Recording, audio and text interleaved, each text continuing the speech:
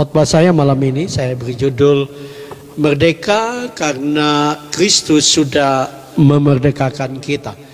Merdeka karena Kristus sudah memerdekakan kita. Tuhan menggerakkan saya untuk kita belajar malam ini dari Yohanes 10 ayat yang ke-10 ya. Satu bagian firman Tuhan yang sangat terkenal menurut saya, sangat umum, yang seringkali kita sudah tahu ya. Sekali lagi dari Yohanes 10 ayat 10 saya akan bacakan buat kita semua. Makasih Bella sudah typing ayatnya. Yohanes 10 ayat 10. Pencuri datang hanya untuk mencuri dan membunuh dan membinasakan. Aku datang supaya mereka mempunyai hidup dan mempunyainya dalam segala kelimpahan. Sekali lagi, pencuri datang hanya untuk mencuri dan membunuh dan membinasakan. Aku datang supaya mereka mempunyai hidup dan mempunyainya dalam segala kelimpahan. Nah, Bapak Ibu, saudara-saudara, makasih Ibu Lita sudah typing judulnya. Ya, judul khotbahnya Merdeka karena Kristus sudah memerdekakan kita. Nah, kalau kita perhatikan bagian firman Tuhan ini, Yesus sedang berbicara kepada kita bahwa suka atau tidak suka, mau atau tidak mau, Bapak Ibu saudara-saudara, ada dua pribadi yang akan datang dalam kehidupan kita, yaitu si pencuri ya, si pencuri yaitu iblis dan Yesus sendiri. Dan pilihan kita, pilihan saya dan saudara untuk menerima salah satu dari kedua pribadi ini akan menentukan kehidupan kita untuk kita jalani setiap hari. Bagaimana kita bisa menikmati kehidupan ini, bagaimana kita dapat melihat tangan Tuhan, kita dapat melihat mujizat Tuhan. Itu ditentukan oleh respon kita kepada dua pribadi, yaitu kita memilih setan, iblis, atau kita memilih Tuhan Yesus yang sudah datang. Karena sekali lagi, saudara suka atau tidak suka, saudara mau atau tidak mau, saya dan saudara akan ditawar oleh kedua pribadi ini.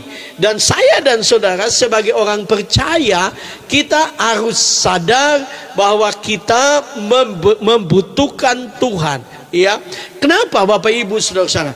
Karena kalau kita baca Alkitab, kita menemukan dengan jelas bahwa manusia sudah berusaha dengan dirinya sendiri, dengan usaha terbaiknya untuk membuat kehidupannya merdeka atau bebas. Ya, bebas dari dosa, bebas dari segala pergumulan kehidupan ini. Ya, Bapak Ibu saudara-saudara, bebas dari penderitaan. Tapi manusia tidak bisa, ya tidak mampu.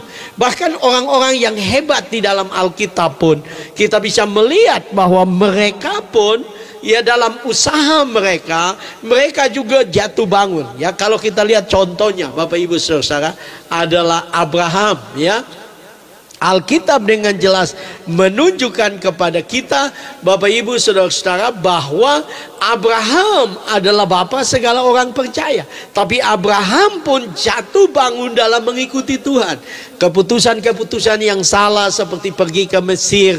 Kemudian Bapak Ibu saudara-saudara, Abraham juga melakukan dosa dengan menipu dan sebagainya.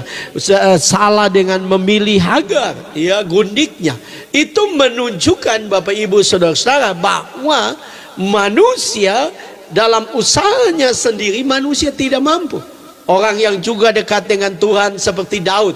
Daud juga begitu intim dengan Tuhan, tetapi Alkitab dengan jelas juga Daud jatuh, Daud gagal Bapak Ibu saudara-saudara. Karena itu saya dan saudara, dalam hidup ini kita tidak mampu dengan kekuatan kita sendiri. Kita perlu Tuhan. Dan Yesus dengan jelas menyatakan apa yang terjadi dengan si iblis, si pencuri itu datang, yang waktu dia datang dia akan mencuri, membunuh dan membinasakan. Tetapi Yesus berkata bahwa dia datang supaya kita mempunyai hidup dan mempunyainya dalam segala kelimpahan. Saya teringat akan Ibu Debbie Basir, Bapak Ibu Saudara-saudara, ya, di dalam kehidupan dari Ibu Debbie Basir, rebutan promo sampai lelah, ya. nggak dijawab. Shalom, shalom, ya, bukan Meda, ya, iya. Ibu Debbie Basir menceritakan bahwa dia adalah anak dari dan memang dia dilahirkan dalam keluarga di Poso, keluarga Muslim yang sangat fanatik, Bapak Ibu Saudara-saudara. Dia lahir dalam keluarga yang fanatik, dan Bapak Ibu Saudara-saudara, dia mengalami ada begitu banyak kekecewaan dalam hidupnya. Dia putus asa, bahkan dia ingin bunuh diri. Dan waktu dia ada dalam situasi yang sangat kritis, ingin bunuh diri, dia meluangkan waktu sejenak, Bapak Ibu Saudara-saudara. Dia meluangkan waktu sejenak dan dia berdoa, Tuhan, Engkau Tuhan, kalau Engkau ada, Engkau Tuhan yang benar, Engkau nyatakan dirimu, nyatakan dirimu, ya. Karena dia berdoa dalam agama lamanya, Tuhan Allahnya tidak respon terhadap dia, dan dia berdoa meminta supaya Tuhan menyatakan dirinya. Dan dalam kesaksiannya Tuhan menunjukkan dirinya dalam kemuliaannya. Tuhan menampakkan diri kepada dia, dan dia mengambil keputusan untuk mengikuti Tuhan. Dia hampir dibunuh oleh keluarganya, ayahnya mengusir dia. Ya, dan Bapak Ibu Saudara-saudara, bagaimana dia menjalani kehidupan ini, tetapi pilihannya untuk memilih Yesus itu mengubah hidupnya dari seorang yang biasa-biasa, seorang yang sederhana. Tuhan pakai menjadi seorang pengkhotbah yang luar biasa yang dipakai Tuhan saat ini di Indonesia. Kenapa Bapak Ibu Saudara-saudara? Karena dia bertemu dengan pribadi yang benar yang dapat mengubah hidupnya. Karena itu saya percaya apapun keadaan hidup kita, yang paling penting adalah kita membuka diri, kita membuka hati, kita mencari Tuhan, benar-benar mencari Tuhan. Maka saya percaya kehidupan kita akan benar-benar merdeka. Karena kalau Kristus, ya, firman Tuhan berkata, apabila Kristus memerdekakan kamu, kamu benar-benar merdeka. Kamu benar-benar merdeka. Nah, ada dua hal yang kita bisa belajar dari kebenaran firman Tuhan ini. Merdeka karena Kristus sudah memerdekakan kita dari si pencuri segala sesuatu. Ya, sekali lagi, yang pertama, merdeka karena Kristus sudah memerdekakan kita dari si pencuri segala sesuatu. Yohanes 10 ayat 10 mengatakan bagiannya, pencuri datang hanya untuk mencuri dan membunuh dan membinasakan. Nah, Bapak Ibu Saudara-saudara, sudah pasti memang ada penafsir yang mengatakan si pencuri ini bicara tentang orang Israel. Ya, para pemimpin agama Yahudi, ahli Taurat, ya, orang-orang Farisi pada zaman itu. Tetapi kita harus sadar bahwa di balik mereka semua yang melawan Yesus, yang menentang Yesus, adalah iblis yang bekerja. Dan tokoh utama, otak utamanya adalah iblis, saudara-saudara. Nah, Yesus dengan jelas mengajak kita dari kebenaran firman Tuhan ini.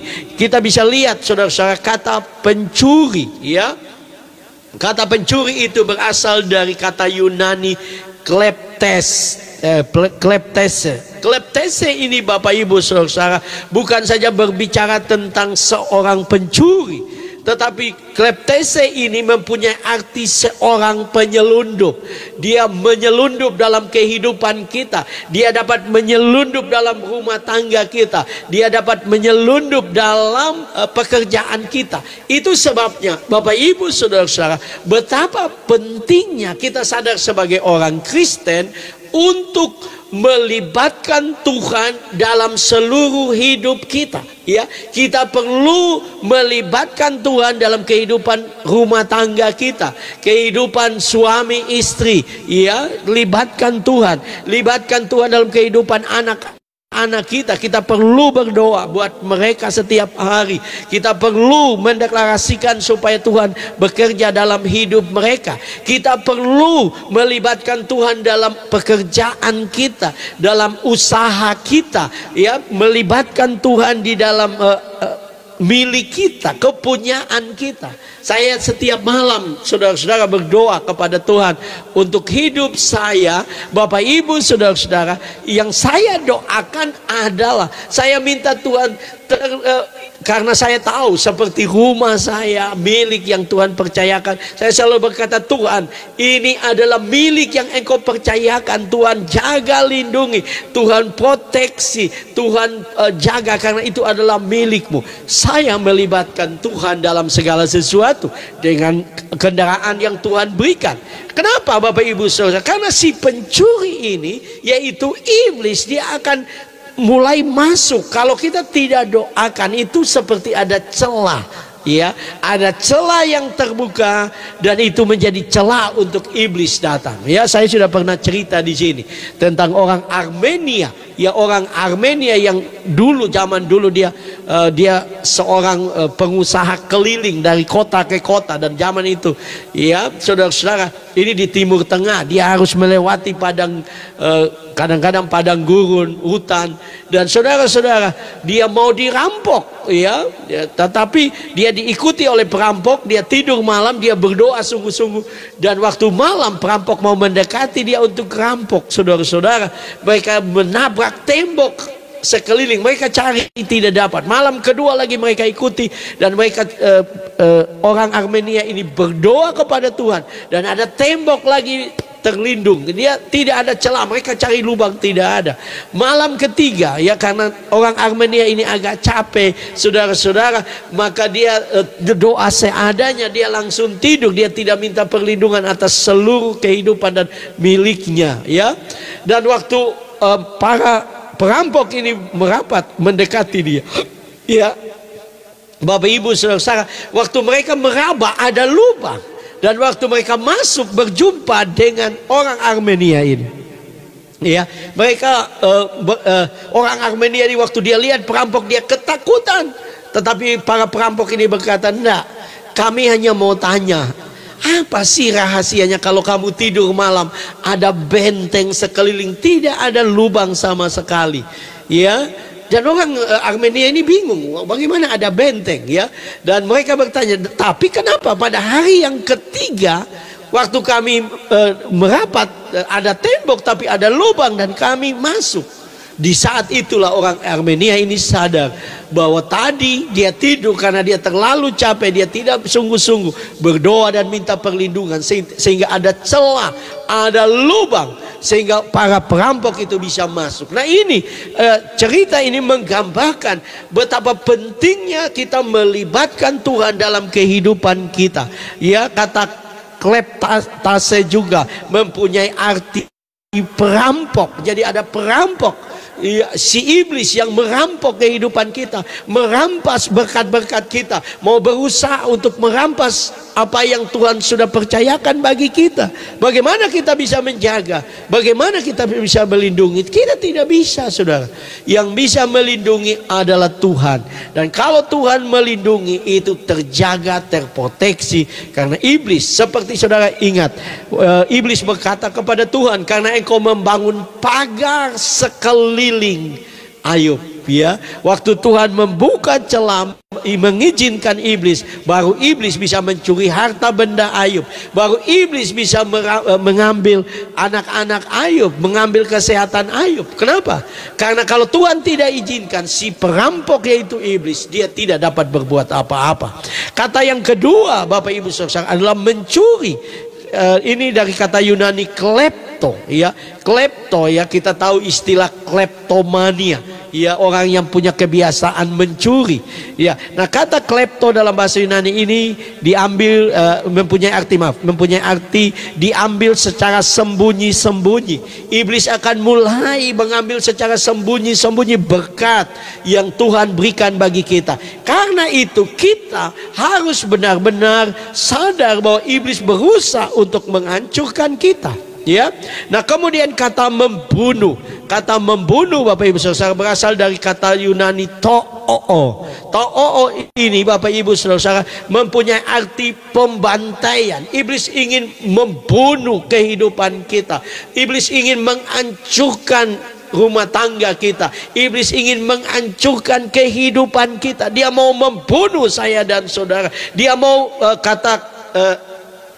To'o ini juga mempunyai arti dia mau membantai kita, dia mau menghancurkan kehidupan kita. Karena itu kita perlu Tuhan, kita perlu mengandalkan Tuhan, kita perlu datang kepada Tuhan. Kalau tidak, iblis akan menghancurkan. Kemudian kata membinasakan. Kata membinasakan ini berasal dari kata Yunani Apolome ini Bapak Ibu Saudara adalah iblis ingin membinasakan kita. Iblis ingin menghancurkan kita.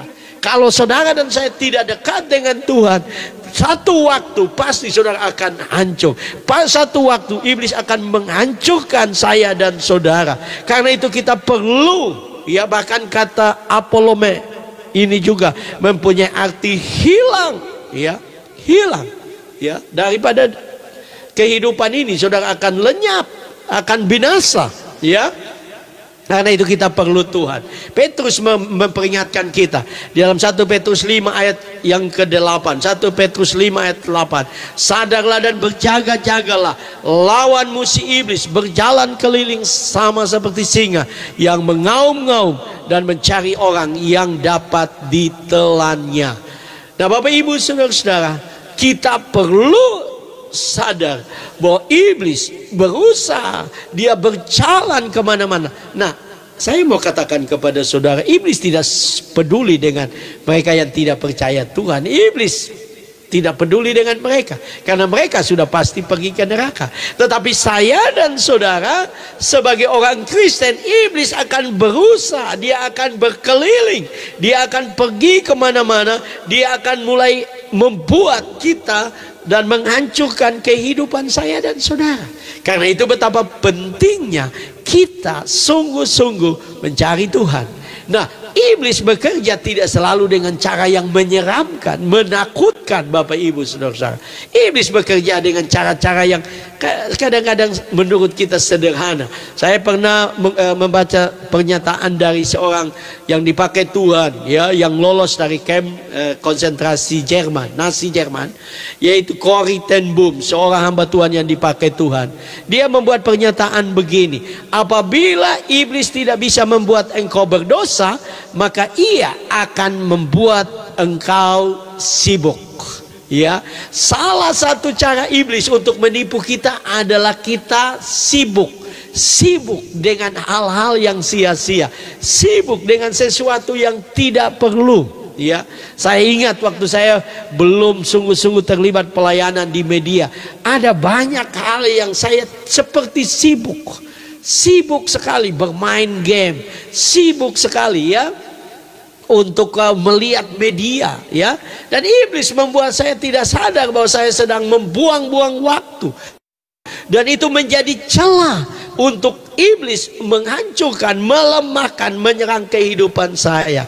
Tetapi saya bersyukur karena Tuhan membawa saya lewat media ini, sehingga saya tidak sibuk dengan hal-hal yang sia-sia. Saya sibuk untuk melayani Tuhan, saya sibuk untuk bersekutu dengan Tuhan, saya sibuk untuk menyiapkan firman Tuhan. Dan saya mau katakan, kita semua yang ada di room live ini, kita sekarang sedang sibuk untuk dekat dengan Tuhan. Dan saya percaya dengan kesibukan kita untuk dekat dengan Tuhan, iblis tidak lagi mendapatkan celah. Sekali lagi saya ingin ingatkan, libatkan Tuhan dalam seluruh hidupmu, libatkan Tuhan dalam rumah tanggamu, pekerjaanmu, doakan mereka. Kalau ada yang tidak berjalan baik, terus perkatakan dengan iman, hal-hal yang positif, terus deklarasikan.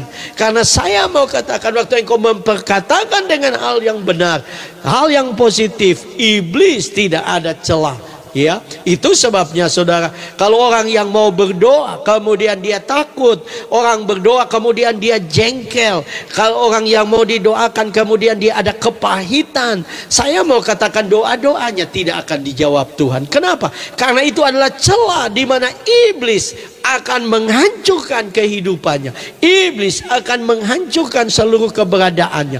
Karena itu kita perlu menjaga kehidupan kita supaya iblis tidak mendapatkan kesempatan untuk menghancurkan kehidupan kita. Karena iblis akan berusaha untuk mencuri segala sesuatu. Itu sebabnya mari Bapak Ibu Saudara, kita terus dekat dengan Tuhan, kita terus intim dengan Tuhan, supaya kehidupan kita menjadi kehidupan yang luar biasa. Ya, yang kedua Bapak Ibu Saudara, merdeka karena Kristus sudah memerdekakan kita dengan memberikan kita hidup yang lebih hidup. Ya, sekali lagi, merdeka karena Kristus sudah memerdekakan kita dengan memberikan kita hidup yang lebih hidup. Ya, saya waktu tulis tadi khotbah ini, ya, saya teringat akan iklan rokok, bikin hidup lebih hidup. Saudara, ada iklannya, iklan rokok bikin hidup lebih hidup. Padahal kalau orang tahu juga rokok itu dengan jelas, bahkan dibungkusnya itu rokok dapat menimbulkan kanker, menimbulkan penyakit paru-paru, mau menimbulkan semua penyakit, kemandulan dan sebagainya. Bagaimana mungkin? Ya, bagaimana? Iya, betul Pastor Bastian. Bagaimana mungkin rokok bikin hidup lebih hidup? Yang bisa membuat hidup lebih hidup itu hanya Tuhan Yesus. Ya, mari kita baca. Aku datang, bagian B-nya. Aku datang supaya mereka mempunyai hidup dan mempunyainya dalam segala kelimpahan. Kalau Bapak Ibu Saudara kita meneliti tentang kata Yunani, ya, untuk hidup itu ada dua kata yang dipakai. Ya. Dua kata yang dipakai, yaitu kata yang pertama adalah bios. Dari kata bios dalam kata Yunani ini, Bapak Ibu Saudara, lahirlah kata biologi. Kita kenal kata biologi, ya. Makasih buat Jeff, Tuhan berkati. Iya, kata biologi. Nah, apa maksud dengan bios? Bios itu adalah makhluk hidup. Ya, kita semua adalah makhluk hidup. Binatang adalah makhluk hidup, ya. Nah, saudara, bios ini menggambarkan tentang kehidupan yang lahir, bertumbuh, menjadi dewasa, bertumbuh besar, menikawin atau menikah dan kemudian mati. Ya, itu bios. Ya, nah ada banyak orang di dunia ini, bahkan termasuk orang Kristen, hanya bios. Mereka lahir, mereka makan, bertumbuh besar, menikah, kemudian mati. Ya, mereka tidak mempunyai dampak, mereka tidak memiliki kehidupan yang menjadi berkat buat orang lain. Nah, saya mau katakan kepada saudara, Tuhan tidak mau kita hanya bios, kita hanya hidup bios aja. Tetapi Tuhan mau supaya kita memiliki kata yang kedua, ya, kehidupan dari kata yang kedua, yaitu soai. Dalam kata Yunani dipakai kata soai. Jadi Yesus menggunakan kata soai untuk hidup kita, ya. Soai itu Bapak Ibu Saudara bukanlah sekedar hidup seperti tadi, tapi soai itu berbicara tentang satu kehidupan yang luar biasa, satu kehidupan yang asli, hidup yang aktif, hidup yang bersemangat, ya, satu kehidupan yang berbakti kepada Tuhan, satu kehidupan yang diberkati. Bahkan di sini dijelaskan dalam porsi bahkan di dunia ini yang menaruh kepercayaan kepada Kristus, ya, kita memiliki satu kehidupan yang luar biasa, satu kehidupan yang menjadi berkat, kehidupan yang menjadi kesaksian, satu kehidupan yang diberkati Tuhan, diurapi Tuhan, menjadi berkat bagi banyak orang. Itulah yang Tuhan inginkan, satu kehidupan soai, yaitu kehidupan yang menjadi berkat. Dan gambaran yang paling jelas adalah kehidupan Kristus, kehidupan orang-orang percaya. Tuhan mau supaya saya dan saudara sebagai orang percaya, kita tidak hanya bios, tapi kita soai. Kita memiliki satu kehidupan yang memberkati bagi banyak orang, satu kehidupan yang luar biasa. Di dalam Amplified Bible dari Yohanes 10 ayat 10, Bapak Ibu Saudara, di dalam Amplified Bible, saya terjemahkan dalam bahasa Indonesia, di sini dikatakan begini: pencuri datang hanya untuk mencuri dan membunuh dan menghancurkan.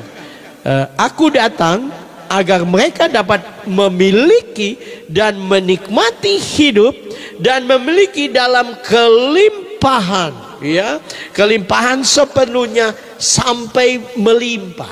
Jadi Tuhan mau supaya saya dan saudara sebagai orang Kristen harus memiliki satu kehidupan soai, dan saya dan saudara menikmati hidup ini, bahagia menjalani hidup ini, bahagia menjalani rumah tangga, bahagia menjalani masa muda, bahagia menjalani masa tua. Kenapa? Karena kalau ada Kristus, ada kehidupan soai, kehidupan Kristus dalam diri kita, maka hidup kita menjadi hidup yang luar biasa, kehidupan yang menjadi berkat, kehidupan yang sungguh-sungguh mempermuliakan nama Tuhan. Nah, ini bukan kehidupan yang kaya saja atau diberkati, tapi satu kehidupan yang menjadi kesaksian. Orang diberkati dengan kehidupan saya dan saudara, ya, sehingga walaupun sesuatu terjadi, tapi kehidupan kita menjadi kesaksian bagi banyak orang, ya. Alkitab menunjukkan tentang Tabita atau Dorcas dalam Kisah Para Rasul. Tabita meninggal, dia mati. Dia hanya seorang penjahit, dia bukan seorang pendeta, dia bukan seorang pelayan di gereja. Dia hanyalah seorang penjahit. Tetapi Alkitab dengan jelas mengatakan, Bapak Ibu Saudara-saudara, bahwa kehidupan Tabita menjadi berkat, sehingga waktu dia meninggal, ibu-ibu janda datang waktu Petrus ke tempat Tabita, dan mereka menunjukkan pakaian yang dijahit, dan mereka minta supaya Petrus melakukan sesuatu. Dan Alkitab mengatakan bahwa Petrus datang ke Tabita dan dia berkata, Tabita bangkitlah. Saya percaya yang membuat Tabita bangkit bukan karena hanya sekedar Petrus sebagai hamba Tuhan, tapi yang membuat Tabita bangkit adalah kehidupannya yang menjadi berkat, kehidupannya yang luar biasa. Tuhan mau apapun situasimu, apapun kondisi, saya mau katakan, biarkan Yesus datang dalam hidupmu, biarkan Yesus menguasai seluruh hidupmu, menguasai seluruh bagian hidupmu, menguasai anak-anakmu. Yesus menguasai suami, menguasai istrimu, menguasai keluargamu, menguasai pekerjaanmu, bisnismu, seluruh bagian kehidupanmu. Kenapa? Dengan Yesus menguasai, maka hidupmu akan menjadi hidup yang menjadi berkat buat banyak orang. Hidup yang luar biasa, hidup yang dahsyat, hidup yang memberkati. Ya, karena itu mari biarkan Kristus menguasai seluruh hidup kita, hati dan pikiran kita, supaya sungguh-sungguh kehidupan kita bukan sekedar hidup, tapi satu kehidupan soai yang menjadi berkat. Kenapa? Karena kekayaan saja tidak bisa membahagiakan, keberhasilan, kesuksesan tidak, tapi hanya Tuhan yang dapat membuat hidup kita menjadi berkat. Saya teringat akan seorang bernama Sudono Salim atau Lim Sioliong, ya. Beliau adalah seorang pengusaha, salah satu orang kaya di Indonesia. Tapi dia tidak percaya Tuhan, saudara-saudara. Dia tidak beriman kepada Tuhan. Nah, saudara-saudara, dia orang kaya. Dia yang pendiri dari Salim Group. Ya, dia pemilik dari Salim Group. Ada perusahaan Indofood, ya. Ya, ada perusahaan Indomobil, ada perusahaan Indosemen, Indosiar, BCA, Indomaret, Indomarko, PT Mega, Bank Windu Kencana, PT Hanurata, PT Waringin Kencana, ya. Dia orang kaya, dia begitu banyak punya perusahaan. Tetapi saya pernah bilang kepada saudara, dia satu waktu pendeta almarhum pendeta Dr. Octavianus duduk di sampingnya dan bertanya kepada dia, apakah dia bahagia dalam hidupnya, apakah malam-malam dia bisa tidur dengan tenang. Dan Sudono Salim atau Lim Sioliong berkata bahwa dia tidak bisa tidur dengan tenang. Kenapa? Karena dia ingat perusahaannya ada di Sumatera, perusahaan di Kalimantan, perusahaannya di Sulawesi, perusahaannya di Pulau Jawa. Dia gelisah, dia tidak bisa tidur tenang. Kenapa? Karena kekayaan tidak bisa memberikan ketenangan. Yang bisa memberikan ketenangan apabila Kristus datang dan masuk dan menguasai kehidupan kita, maka kehidupan saya dan saudara akan menjadi kehidupan yang penuh dengan kebahagiaan. Biarkan Tuhan menguasai kehidupan kita. Biarkan Tuhan memegang tangan kehidupanmu. Jangan engkau yang pegang. Kalau engkau yang pegang, engkau bisa lepas. Tapi kalau Tuhan yang pegang kehidupanmu, maka kehidupanmu menjadi luar biasa. Jangan biarkan saudara-saudara rumah tanggamu engkau yang pegang. Engkau dan saya tidak mampu. Kita tidak mampu. Ya, tanpa Tuhan kita tidak mampu. Ya, jangan biarkan engkau yang memimpin anak-anakmu, engkau tidak mampu bisa membawa mereka untuk memiliki satu kehidupan yang luar biasa. Biarkan Soai menguasai kehidupannya mereka, yaitu Kristus sendiri. Kehidupan Kristus menjadi kehidupan mereka. Ya, pekerjaanmu, usahamu, engkau tidak dapat melindungi pekerjaan dan usahamu. Yang bisa hanya Tuhan. Yang bisa membuat hidupmu menjadi luar biasa hanya Tuhan. Siapapun engkau, mungkin engkau paling sederhana. Makasih buat teman-teman buat gift-giftnya. Tuhan berkati. Karena hanya Tuhan yang membuat kehidupan kita menjadi kehidupan yang luar biasa. Sekali lagi, serahkan hidupmu ke dalam tangan Tuhan. Biarkan Tuhan yang memegang tanganmu, dan Tuhan yang membawa kehidupanmu menjadi kehidupan yang luar biasa. Tuhan memberkati saya dan saudara. Apapun pergumulanmu, percayakan seluruh kehidupanmu hanya kepada Tuhan.